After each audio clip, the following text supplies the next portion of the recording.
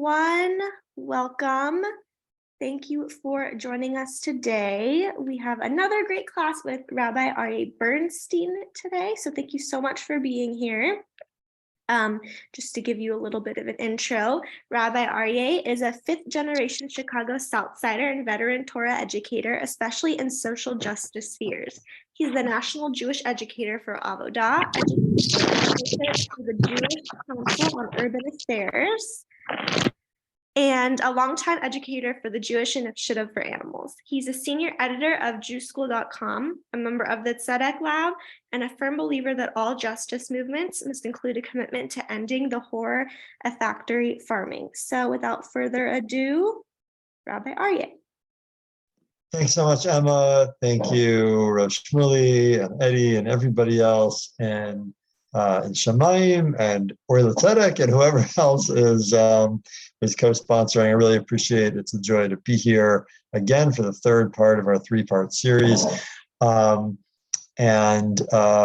I've long for 7 or 8 years really enjoyed my relationship with Shamayim, going to several of the wonderful conferences and more, I also want to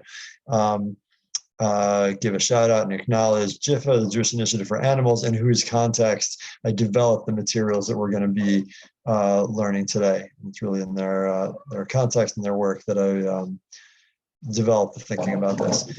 So today we are going to be thinking about a very particular halachic Jewish legal question about the kashrut of milk in particular, eggs somewhat secondarily, but especially talking about dairy.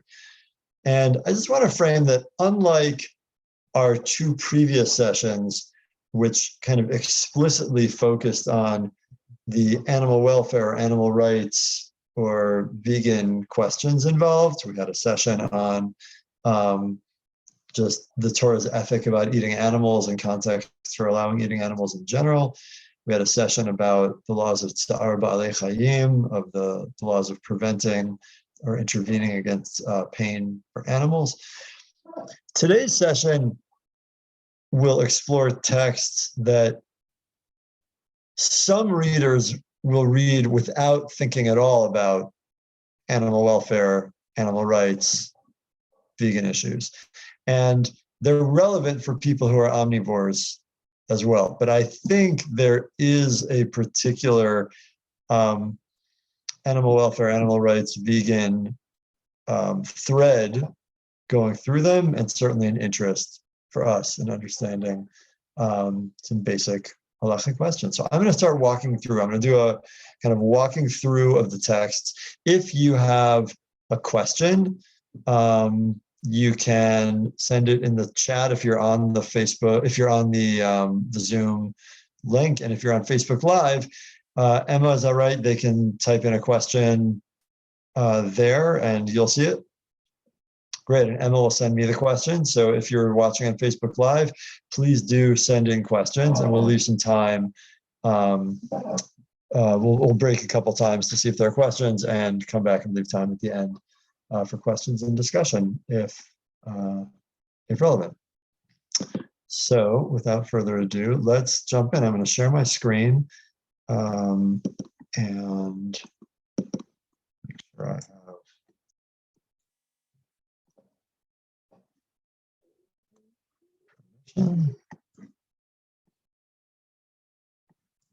Okay. So I'm going to walk through a bunch of Jewish legal halachic sources that really address the question of, can milk be kosher when it comes to when it comes from factory farms? And toward that end, we're going to have to look at some basic definitions in the earliest texts of halakha, of Jewish law, about the kashrut of milk in the first place, what makes milk kosher, what the problem could be, etc. So just to set some definitional terms, the book of Dvarim, Deuteronomy, chapter 14:21. Here our context is, when and how is it permitted to eat animals and their products in the Torah's final analysis? So just to set the stage, Deuteronomy 14:21 says, out of a larger context, do not eat carrion, nevela, Carrion is the word that we don't use so much in casual English, but many Bible translations will use that word. We will jump to in a second to see what the Jewish legal definition of nevela is, dead animal. So there's a certain kind of dead animal you're not allowed to eat. Carrion. To the migrant who's near your gates, you may give it, that they may eat it or sell it to a foreigner. For you're a holy people to Adonai your God. So first of all, there's this law that there are certain kinds of animals that the Torah thinks may be eaten in general by people, but not by Jewish people, depending on how it dies. We'll get to that definition in a second. That is in Hebrew called nivela. And then tacked on, a law gleaned earlier from the book of Shemot, do not boil a kid in its mother's milk, which is the origin for prohibitions about mixing milk and dairy in cooking and eating in commerce. So that's nivela. Don't eat nivela. We'll define it in a second. Then we have another more commonly known term, treifa. Shemot, Exodus chapter 22, verse 30. You shall be a people of holiness to me, Anshe Kodesh Tehiyun Li. Therefore, flesh in the field that is torn, you shall not eat. To the dogs, you shall cast it. Don't go out and see that an animal has been shredded to death by other animals and then eat its flesh. That has to be thrown to the dogs. Both of these, the prohibition of nevela and the prohibition of treifa, are prohibitions for Jewish people, not for people in general, more broadly. So I think according to the plain meaning of scripture, of the Torah, plain meaning, I'd say, would be that nivela in Devarim, Deuteronomy 14:21, probably, this one feels a little bit more vague, but probably refers to animal that died on its own. You go and find an animal dead. Certain kinds of animal rights or animal welfare perspectives might say, if you're ever going to eat animals, only eat animals that died in any event on their own. You can't raise them, you can't kill them. But if they're dead anyway, there's a certain kind of minimalist attitude about that, which makes sense from certain ethical and environmental perspectives. The Torah is centering a concept of kedusha, of kodesh living here, and a different kind of mindset. As we talked about in our first session together, one of the Torah's main conceptions about eating animals seems to be you have to own up to what you're doing. Don't treat animals as a commodity food or even just as food. You have to treat it as an animal. You have to be fully mindful on taking control over the loss of life and acknowledge what you're doing. So in this context, nevela, in plain meaning of the Torah, seems to mean an animal that dies on its own. You can say with more confidence, treifa in Exodus Shemot 22:30 describes itself being an animal that has been ripped to death out in the field. Nevela and treifa. Some questions get raised once the laws of sacrificial slaughter get applied to all meat, once all meat, even not in sacrificial structures, gets permitted to people, as we saw in our session 2 sessions ago. And the laws of slaughter start to get applied to all meat consumption, and that creates a vacuum a little bit. We're not going to go into the whole thing, but just for background purposes, if you look in this Mishnah, the foundational text of rabbinic Jewish life, published orally around the year 200 CE, land of Israel, the Mishnah in the tractate Chulin tries to concretize, based on these biblical passages, what these prohibited categories of nevela and treifa are. So a general principle was said by Rabbi Yeshevav in the name of Rabbi Yeshua. Anything that has become unfit via its slaughtering is a nevela. Anything whose slaughter was proper, but something else caused it rather, to be unfit, is a treifa. Rabbi Akiva, who had originally had a different interpretation, conceded to him that that made sense. So here's how they've somewhat broadened the categories from the narrow cases in the Torah. anything that has become unfit via its slaughtering, meaning the animal died in a way other than proper sanctioned ritual slaughter. That could mean the animal just died on its own. That could mean person killed it and didn't even try to slaughter it according to the sacrificial laws of shechita, but hit it over the head, or tortured it to death, as happens millions of times every day in our country, or thousands of times every day. It could mean that the person was intending to do proper slaughter, but the knife slipped, or they discovered that the knife had a nick that they had missed before and that it did a grabbing motion. Anything that in which the animal's death didn't happen by the perfect application of the laws of slaughter is forbidden and is a nevela. Anything that, even if it was slaughtered properly, but there's something else that caused it to be unfit, something else that made it akin to an animal torn by the field, that's a treifa. And the Rambam, in his 12th century code, Laws of Forbidden Foods, gives us some of those examples of what might make an animal a treifa, even if it was slaughtered properly. So here's how he sums it up. Thus, one learns that the Torah forbade that which died, which is a nevela, and it forbade one that was on the verge of dying because of its wounds, even though it has not died yet, which is a treifa. Just as you would not distinguish with regard to death between one that died of its own, whether it fell and died, whether it was strangled until it died, whether it was trampled by a wild beast which killed it.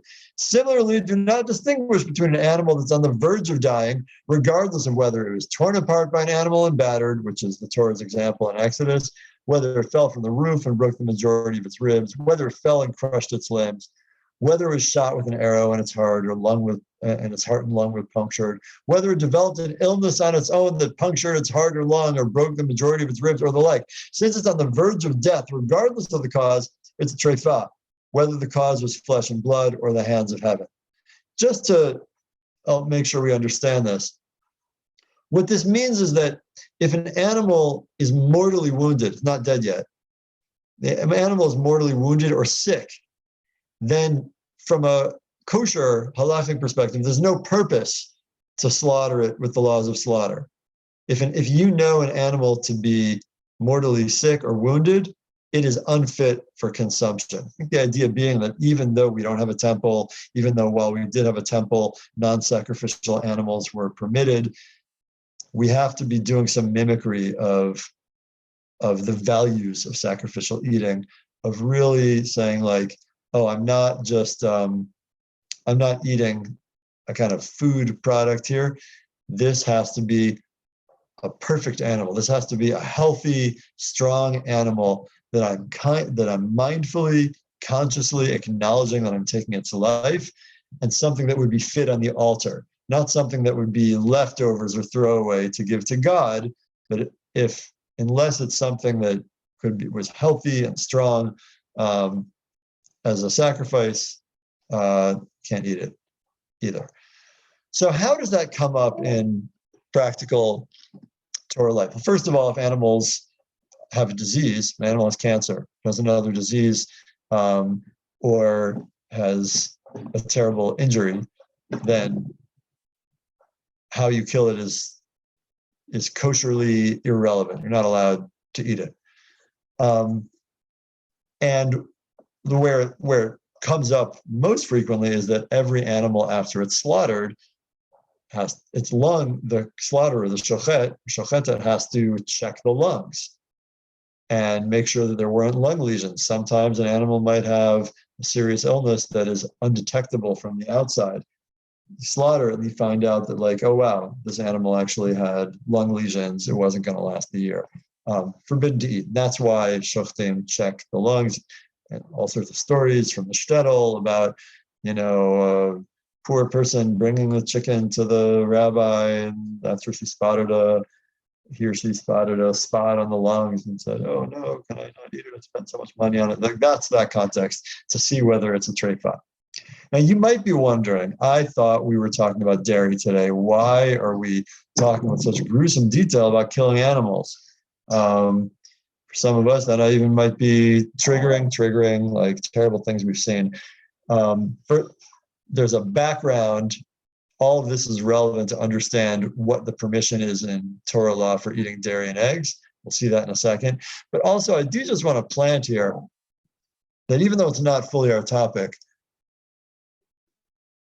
if you are going through this material and thinking, an animal with serious illness can't be considered kosher. I've watched these documentaries about factory farms, and these animals are so loaded up with disease because they're packed on top of each other, standing in each other's poop and breathing it all in, that they develop and being fed unhealthy things so that they have stomach lesions, and because they're eating corn instead of grazing, and they're breathing each other's poop, and they have to be so loaded with antibiotics so as to prevent inevitable diseases. If you're wondering, might there not be a treifa problem for the kashrut of those animals? I think you're asking a good question.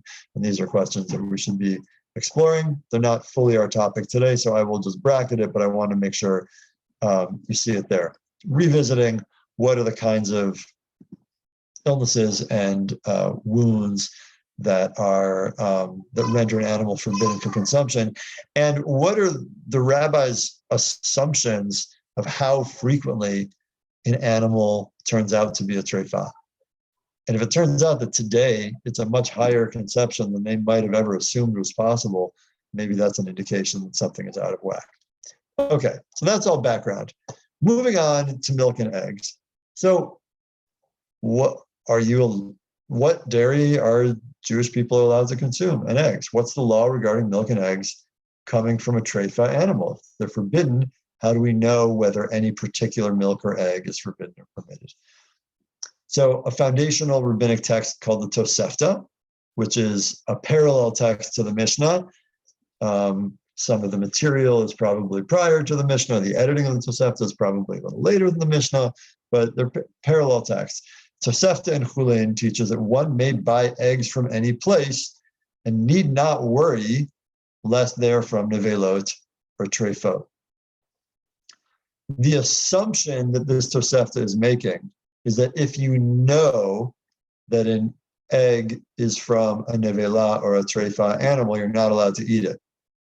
But because that's not usually the case, you can go to a market, some Gentile is selling eggs on the side of the road, or a Jewish person, doesn't matter. You can buy it and you don't have to wonder what if the chicken that laid these eggs was a treifa? It's actually an existential problem. The chicken in your own backyard that's laying an egg might be a treifa. You don't know. Sometimes you know, but often, you don't know until after it's slaughtered and you check its lungs, you check its insides. So if you're not allowed to eat eggs from a treifa animal, how are we ever allowed to eat eggs? Because the animal might be a treifa. So Tosefta is saying here, if you know, then it's forbidden, but you don't have to worry about it. The Mishnah, in parallel to that, talking about dairy, says that a keva, we'll define that in a second, keva from a Gentile or from a nevela is forbidden. Remember, a nevela we've defined as an animal that died by any manner other than a perfectly executed kosher slaughter. So a keva bought from a Gentile or a keva from a nevela animal is forbidden. A kosher animal that nursed from a treifa, a different case, its keva is forbidden. Rashi defines keva there. I'm not going to get into the whole textual history of why. For our purposes, Rashi defines the keva as the congealed milk in its stomach. So let's take the simplest case. Let's leave the Gentile case on the side for a second, just so as not to confuse us. So if there's a nevela animal, you're not allowed to eat the animal. We know that.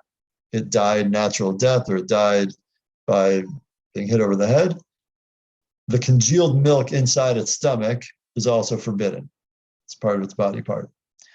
The Mishnah also says that a kosher animal that nursed from a treifa, so you have a mortally ill, a cancerous mother animal, but is still able to nurse, the baby animal that nursed from its mother,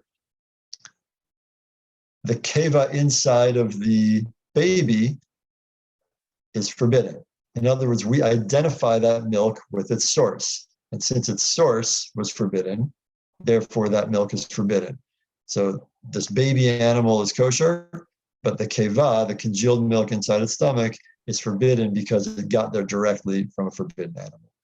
So we see that in the Mishnah in Chulin, the basic principle, the assumption here is that milk from a forbidden animal is forbidden. And the Tosefta, eggs that you're allowed to buy eggs anywhere, and you don't need to worry lest they're from Nevelot or Treifot. So the Talmud has a problem here. It sounds like the Tosefta thinks eggs from a forbidden animal are okay. And it sounds like the Mishnah thinks that milk from a forbidden animal is not okay.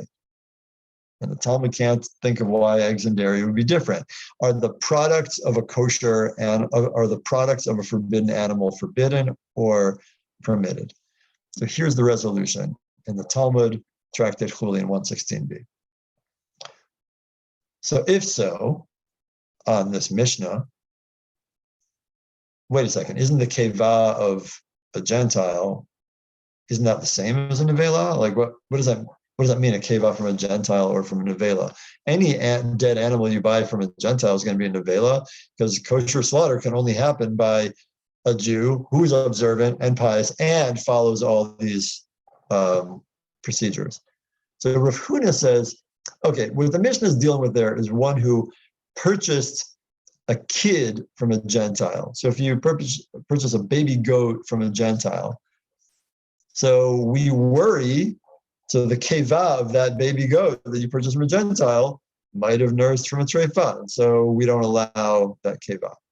Okay, but the Gemara asks, wait a second, do we really worry lest it nursed from a treifa?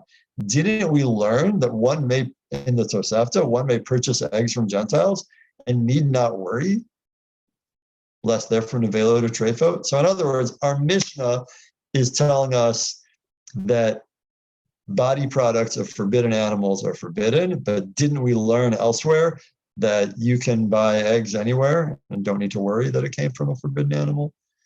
So the Gemara resolves, rather, I would say we worry lest it nursed from an impure animal. So it's not that we worry that it came from a treifa. Maybe the Tosefta taught us that we're not allowed to eat nevelot or treifot, but their products are okay. Maybe the problem with the Gentile is that it nursed from a pig, from a totally forbidden animal. The Gemara is like, well, I don't know about that. What's the difference between a treifa, about which we don't worry, and an impure animal about which we do worry? Why should there be any difference? They're equally forbidden in Torah law. And the answer is that a treifa is not commonly found. An impure animal is commonly found. In other words, when the Tosefta, like the basic principle is that milk and eggs from forbidden animals are forbidden. The only reason the Tosefta in this case said that you don't need to worry, you can buy eggs from anywhere, is that you can tell what animal an egg is from. So you know it's from a proper animal. And it's unusual for an animal to be a treifa. It's just not that common. And so you don't need to worry that the egg that I'm eating is from a treifa, even if you know that, 5% of all animals in the world end up turning out to be treifot and you didn't know it after the fact. You don't have to assume that that was the problem. The same logic would apply to milk. If you know that this particular cow or goat has a mortal injury or illness, definitely not allowed to drink its milk.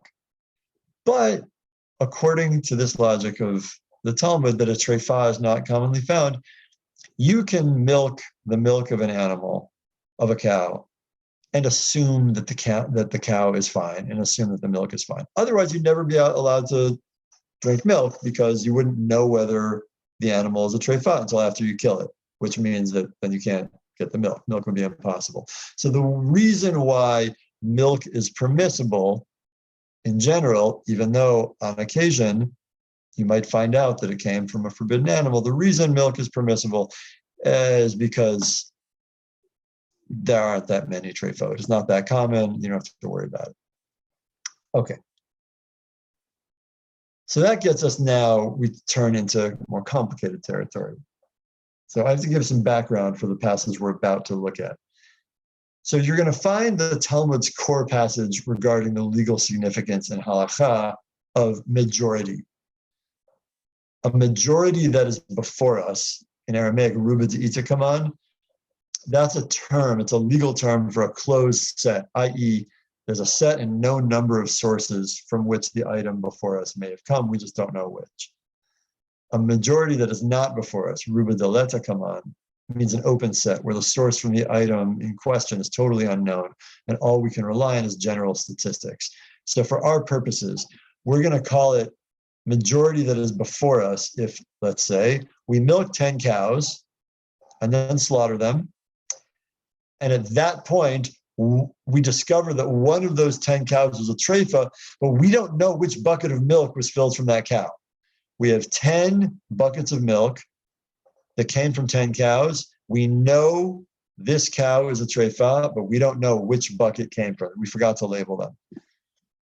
So that's a majority that is before us. We'll see that in the text in front of us.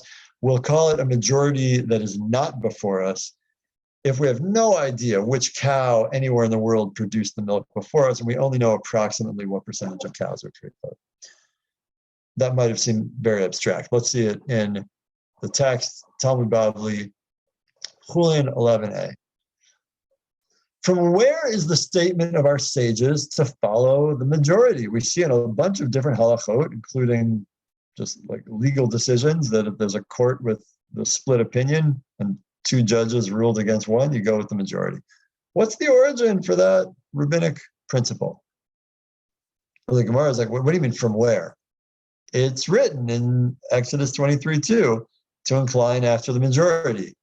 Now it says it as though that's obvious. If you look in the context there, it's not so obvious. It's not really our context. So I'll just invite you to go in and into the passage there and reach your own conclusions. But for the jurisprudential purposes, it seems they're taking it as obvious that a verse says explicitly, we incline after the majority. So the Talmud reasons here, okay, about a majority that is before us, such as 9 stores. Like you have 9 stores and you know that, 9 of them were selling kosher meat and 1 was selling treif meat, and there are 10 pieces of meat out there and you don't know which one came from which. Or the Sanhedrin, we know who the judges are, we just don't know who ruled. So we don't even need to ask. There it's obvious that we follow the majority. Where we need to ask is a majority that is not before us. Let's go on, I'll explain momentarily. Rav Ashi said, the principle of following majority comes from slaughtering itself. The merciful one said slaughter and eat. Shouldn't one worry lest you slaughtered in a place of the puncture? What if the exact place that an animal had like a lung lesion was the exact place that the knife went through? It's possible that you're now eating a forbidden animal. No, follow the majority. We don't worry about remote cases. So Rav Ashi said, I said this tradition before Rav Kahana. Rav Kahana said it before Rav Simeon said to him. So maybe where it's possible, it's possible. Where there's a case where you can be more precise and more cautious, then you can do that. But where it's impossible, it's impossible. Slaughtering is like you can't control a case where there's like a tiny lesion right under the neck. But maybe you should be concerned for minority cases if you can be. So if you say that that's the case, then how would you deal with like Pesach and sacred offerings? I'm not going to get into the specifics there, but rather where it's possible, it's possible. Where it's impossible, it's impossible. Now what this means for our consideration is that if the Talmud teaches us here that if you have 10 buckets of milk and they came from 10 cows, and one of those cows is a treifa, you don't know which bucket came from it, you can drink all 10 buckets of the milk. Or some more stringent sages are a little more cautious, and they say any one individual can drink their bucket of milk and say, mine is most likely fine. They would say they can't, one person drinking all of it would mean they're definitely consuming forbidden milk. But any one person can say, chances are, I've got a 9 out of 10 chance that I'm fine. And that's widely accepted. However, if it's a closed set that's not before us, so you don't have a specific cow, you just have the general presumption, the general possibility that sometimes there are treifot. So where it's possible to be stringent, you're stringent. Where it's impossible, it's impossible. And I think from their perspective, the very fact of drinking milk, well, it's impossible to check this animal to see whether it's a treifa. Usually they're not. It's okay to milk the animal and go ahead. Now the Ramban has one of the classic commentaries on this passage. He's an important medieval Spanish commentator, 13th century. By way of background, though there are 18 physical injuries that specifically render an animal a treifa, the tradition is that lung lesions are the only injury for which we're required to check. Every animal after it's slaughtered, its lungs have to be checked. It's a more common injury. So the Ramban says why, given that the Talmud lists these 17 other injuries that would render an animal forbidden. So we hear from this tradition that even with regard to the inspection of lung perforations, we follow the majority. The majority of domesticated animals don't have any treifot whatsoever. After all, the commandments, the sacrificial animals of the broken-necked calf and the red heifer are performed when they are whole and without any incision whatsoever. We don't worry for any treifot. Nevertheless, our ancestors made it their practice to inspect for perforations of the lung because treifot are found there frequently. And we do not rely ab initio on majority with something that has a significant minority. But still, it's only a minority of cases that an animal that seemed healthy has a lung lesion, but it could happen. Other ones are much more remote. So we don't have to go check after them. Now, the problem is that the situation with our milk today, really since the time of industry, since industrial farming, even prior to the most grotesque and horrific tortures of contemporary factory farming. But nobody who drinks milk bought in a supermarket is drinking milk from one particular animal. In contemporary industrial agriculture, all the milk from hundreds of cows is mixed together immediately. So there's no such situation as a bucket of carton of milk from a particular cow. So it's not even like, the Talmud was like, the reason you're allowed to drink it is you can presume that the cow that produced your milk was not treifa, because it's pretty rare. But the basic halacha about general mixtures of forbidden foods, this is throughout rabbinic literature. I'm just bringing from the Shulchan Aruch, the 16th century code, something forbidden that was mixed in with something permitted. If it was a type with its type, meaning you can't detect it or pull it out or taste whether it's contaminated because it's the same thing. Forbidden milk with permitted milk, you can't assess it for taste. So we can't assess it for taste. We estimate by 1/60th. So, if you accidentally drop one little drop of milk into a massive cauldron of meat stew, the milk only treifs up the stew if it was more than 1/60th of the total volume. it's less than that, it doesn't count. Nobody's going to detect it. It's like it's not even there. It's a mistake. So in other words, according to this, we would have to find out, given that all milk is all mixed together in factory farms, it would have to be the case that less than 1/60th of cows are treifot in order for the whole sum of milk to be permitted. Nothing we learned before about all the grounds for allowing milk, meaning that you could assume that your particular cow that produced the particular milk you're drinking, you can assume that it's fine, because most of the time it is. The standard for that isn't 60 times. The standard for 60 times is when things get mixed in. And here we know for sure that the milk that is being consumed comes from all the cows in a particular farm, maybe even multiple ones mixed together. So we would need to find that that the percentage of not treifot, if you go and when animals are slaughtered, what percentage of the animals end up being kosher versus treifot? To my knowledge, it was never as much as 60-1. It was still relatively unusual to find a treifot, but not necessarily 60-1.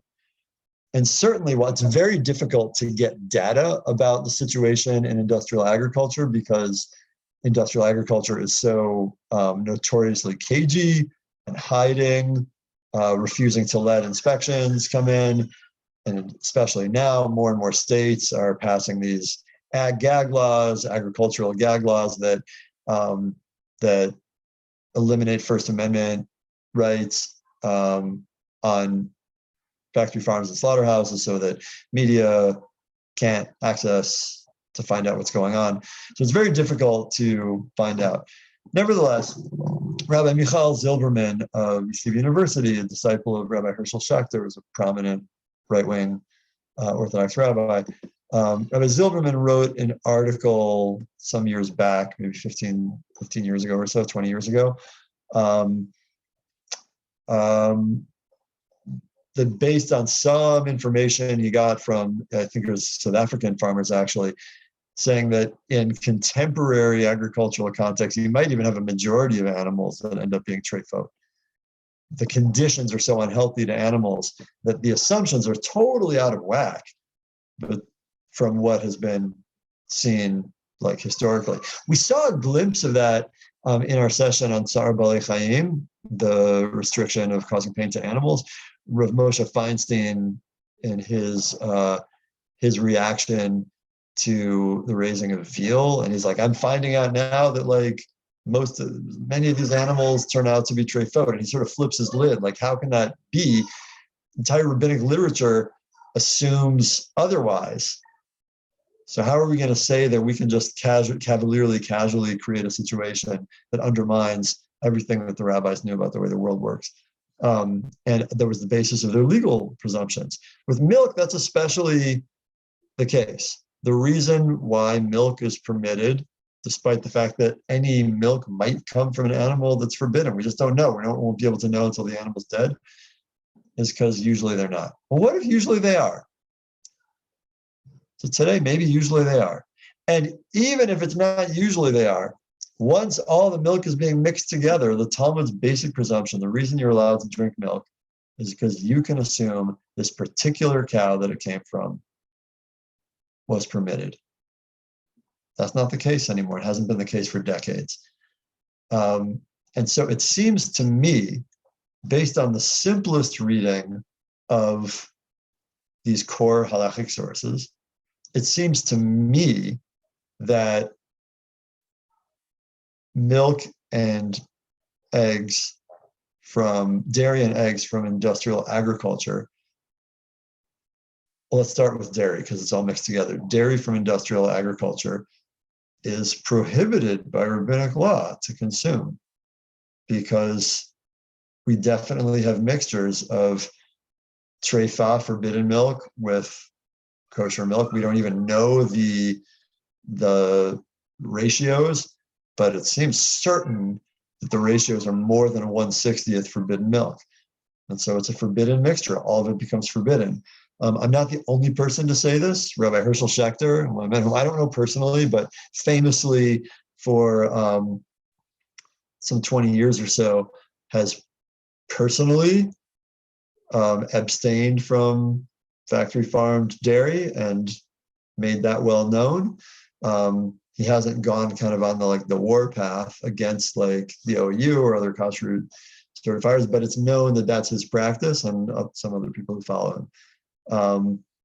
There have been some scrambling attempts to respond, but I did want to share this core perspective of the core biblical and rabbinic texts. I think that the burden of proof that dairy could be permitted, I think, is very strongly on those who are drinking it, because what the Talmud says about why milk is permitted, it gives a very specific answer, and the reality that it describes is not present at all. Like, the reason why milk is permitted is because that animal can be assumed to be kosher. There is no that animal, and if there was, like, the numbers are very out of whack. So I want to, whereas if you are farming, you have some goats in your yard and you milk them, then I think that would stick with the Talmudic law that, like, if the goats aren't visibly sick, in a more mortally dangerously sick or injured way, you can drink that milk and presume that it's okay. And if later, for the end of its life, you bring it to a shochet and slaughter, and it turns out that it actually had an illness you didn't know about, you can have a clean conscience that you didn't knowingly consume forbidden food. That is, but in any industrial context, according to a plain reading of the Talmud and its and the poskim, the legal authorities, I don't see. Well, let's put it more gently. The obvious conclusion would be that milk is forbidden from industrial agriculture, and the creative burden of proof is going to be on those who want to argue that it's permitted. With eggs, it's basically the same situation. You don't have, eggs aren't mixed in the same way that milk is, but the eggs as a quantity really function the same way. So there's a massive chicken farm raised for eggs. Those eggs aren't being divided per chicken. They're being grouped together. There's no way of knowing like which chicken they came from. And we have, so I think it's more akin to what we call yavesh v'yavesh, min b'mino, like dry food mixed with each other, theoretically separatable, but not practically separatable. And that would go back to the 160th law as well. And from what we can put together, it's hard to imagine that that there's 60 times that treifa chickens are less than a 60th of what's on factory farms, but it's harder to know. We have a little more evidence about dairy. I'll pause there and open up, Emma, if any questions have come through, or if anyone who's here on the call on Zoom has any questions. No questions on my end. Does anyone here on the call, Ellie, Eddie, Kathy, Angelique, Dina, Rav Shmuley, Emma, does any of you have questions, things that you wonder?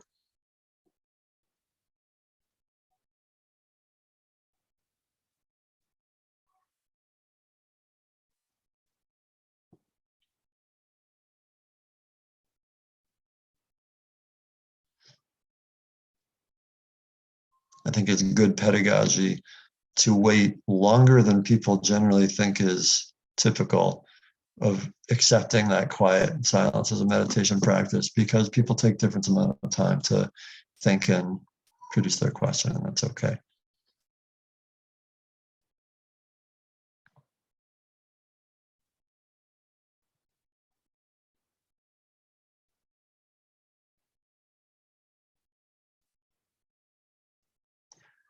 So, I'll share in the meantime, and now people can start thinking if you have other questions, now could be a time to send them in.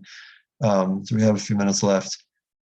A couple of years ago, I asked this question to a teacher of mine. I've asked this to numerous rabbis and teachers and colleagues of mine over the years, and generally haven't received any responses. One person who is a responsible person and a smart, yes, a very learned person, but it also consumes a lot of animals and animal products. When I raised this line of reasoning in a Facebook discussion, he actually just shared that instead of engaging with the substance, shared that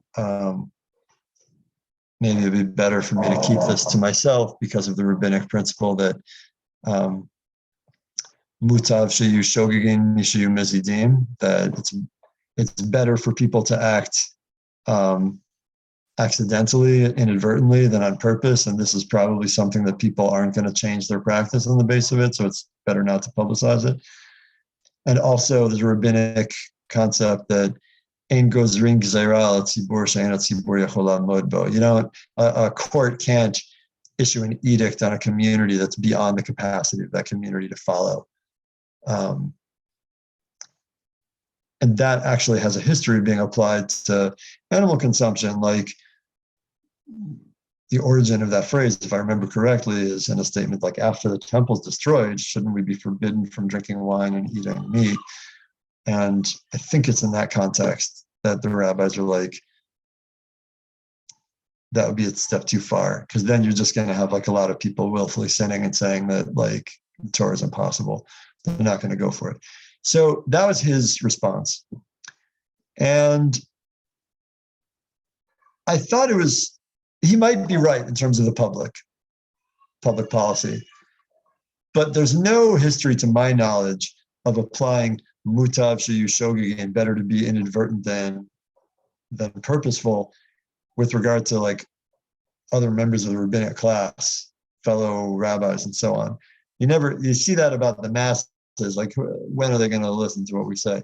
But for a fellow, anytime you'd say that, the fellow rabbis would say, okay, this is legally convincing. I have to like abstain personally, but I'm just going to be hesitant about how aggressively I share that information, because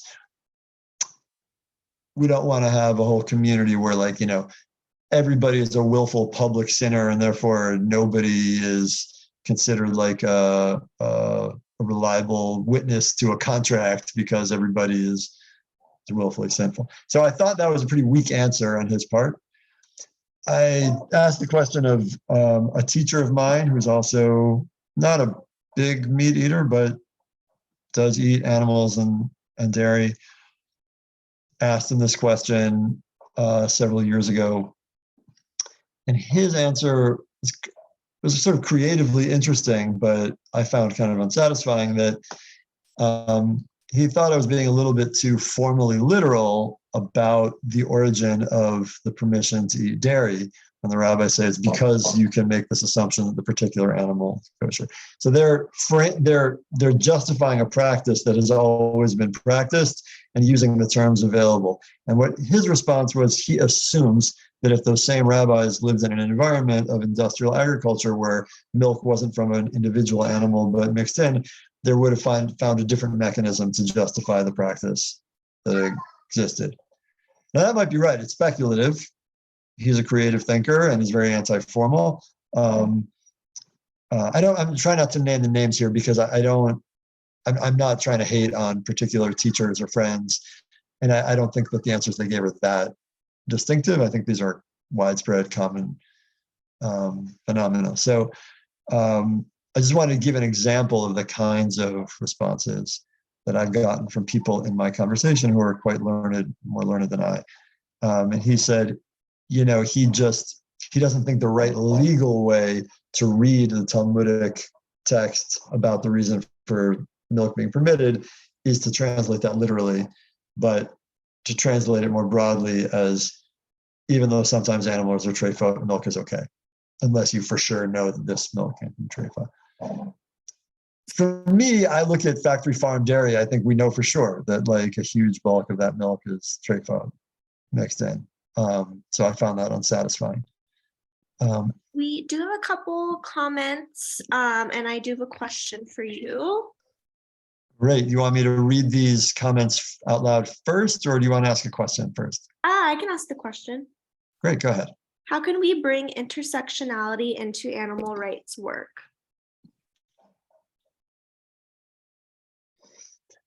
Well, intersectionality refers to the ways in which bodies who are oppressed can be oppressed in multiple ways simultaneously. Like for example, the unique oppression of, let's say, an indigenous person who's also poor, or somebody who's a Black woman and is oppressed in those multiple ways, or somebody who is indigenous and Jewish or something. So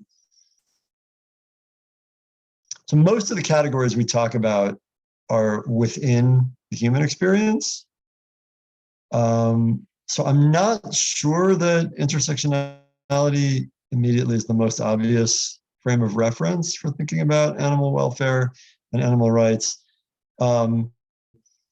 unless we're really talking about the planetary destruction, climate crisis, water safety perspective. And I think when we talk about capitalism as a one system that is despoiling the planet, like a system that is about extractivism for the few at the expense of the many, what are the ways in which sentient beings, everything from the water and the earth and the atmosphere itself as sentient beings, especially animals, to humans of all sorts, experience that in multiple ways. But I think it's an interesting question. I'm not sure I have much more in this context when we think about dairy.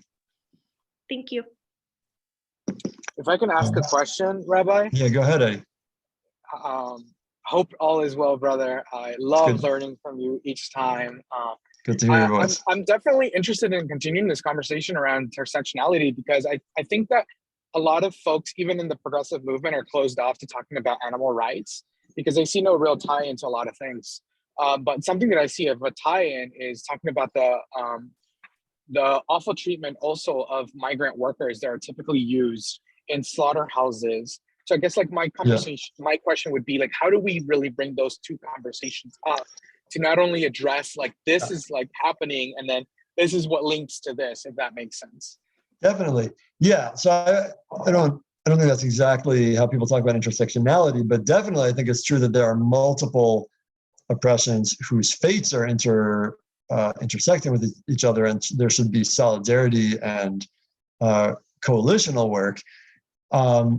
I confess that just as sometimes in like vegan movement, I'm sometimes disappointed and crestfallen by how many vegans are resistant to dealing with racism and misogyny and like, make it into like vegan lifestyle things, or really just like have a kind of white veganism. It's very well critiqued by a bunch of Black vegans such as Silko and Afko and other important writers. Same thing happens the other way. I've been crestfallen to see in a lot of social justice contexts, labor movements, less so in the environmental movement, but more labor movement and other contexts like that, and feminist movement, anti-racist movements, where people are not only not interested in talking about animals, but are so interested in not talking about non-human animals that if animals are also oppressed in a context where people on land are oppressed, they even won't talk about the things that are their bread and butter issue because it's also an animal thing. So for example, everything that you bring up there, Eddie, about, if you want to look at, what is ground zero for the oppression of migrant workers and, and undocumented immigrants in this country, factory farms and slaughterhouses. if you want to talk, if you care about labor justice, what are the places where there are the most egregious labor abuses? Factory farms and slaughterhouses. If you care about environmental sustainability, what are the places that are the most egregiously destructive to the planet? Factory farms and slaughterhouses. And so I think, there's some other examples too. So once you look at it that way, I think, our fates, including the fates of animals and the fates of humans and the fate of our planet, are intersected. I'll just close with going back to, I think that there's one angle to think about, and then we'll close with this as a potential direction for thinking intersectionally about animal rights, animal welfare. And that's with feminism. And I think really grappling with meat production and egg and dairy production happen through the very controlled sexuality of female sentient beings. And in many cases, the abuse or rape, sexualized torture, you see that if you watch, the documentaries like Eating Animals and Food Inc. and so on, you start to see these examples of the ways in which torture is sexualized in ways not that dissimilar to the way that torture is sexualized in human misogyny. And I think, the book that really does the most work at laying that thinking out is a classic, Carol Adams, The Sexual Politics of Meat, which has had a few subsequent editions. I recommend reading it. I think that Carol Adams does, if you're interested in intersectional ways of thinking about animal movement, I think Carol Adams' Sexual Politics of Meat and AFCO and Silco, Afroism, in terms of the racialization of animals and the animalization of racialized human bodies, are, I think, probably the most fruitful ways to think about, that I know of, to think about intersectionality, or to think about animal welfare and animal rights intersectionally. And let's note there was a comment from Ellie, but if people knew what was happening to the factory farm cows, they wouldn't want to drink milk. We should shout it from the rooftops. Cruelty inadvertently is still cruel.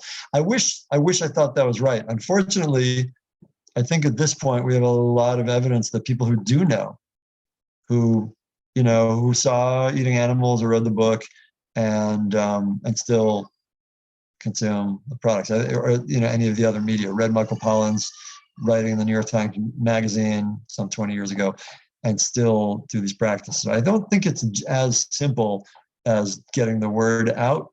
I think there's some other, although I think we should all do that, and many people refuse to read or see these films because they're afraid of the impact. So I think we should do that work. And also, it's a hard thing for our movement to confront. A lot of people know the information, note taken. I agree that it's a bad thing about our world, and I eat how I eat. That's something we got to grapple with too. I'll leave it at that and turn it back over to Emma for other announcements, and to thank you again, everybody participating and watching on Facebook Live, as well as to Shemayim for sponsoring this wonderful series and helping us get the word out and study Torah together.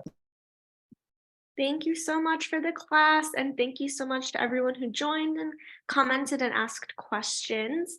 I did just want to say before we go, we have a climate change panel with Uri Litzedek happening on January 19th, and also a class about social justice and kashrut law on February 23rd, also with Uri Litzedek, if you're interested in those topics. And yeah, stay tuned for more classes with us coming soon. Thank you so much.